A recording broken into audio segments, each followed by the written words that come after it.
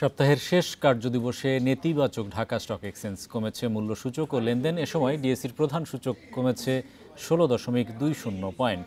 লেনদেন হয়েছে 253 কোটি টাকার বেশি। এছাড়া 51 ভাগ কোম্পানির শেয়ার দর আজ হারিয়েছে।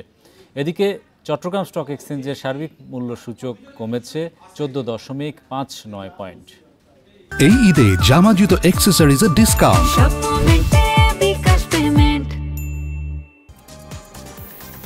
বৃহস্পতিবার দিনের শুরুতে ইতিবাচক ছিল ঢাকার শেয়ার বাজার। প্রথম 15 মিনিটেই প্রধান সূচক বাড়ে 20 পয়েন্ট।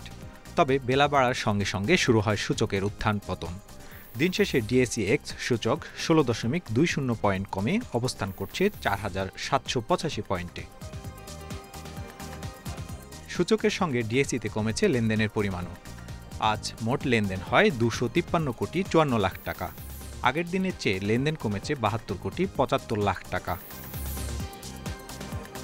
হাতবদলে অংশ নেওয়া 391টি কোম্পানি ও মিউচুয়াল ফান্ডের মধ্যে দর বেড়েছে মাত্র 114টি প্রতিষ্ঠানের শেয়ারের, কমেছে 200টি এবং অপরিবর্তিত 77টি প্রতিষ্ঠানের শেয়ার দর।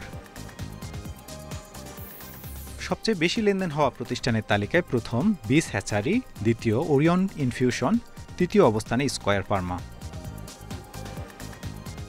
শতাংশের দিক থেকে দর বৃদ্ধির তালিকায় প্রথম ন্যাশনাল টি কোম্পানি, দ্বিতীয় সোনারগাঁও টেক্সটাইল, তৃতীয় অবস্থানে বসুন্ধরা পেপার মিলস।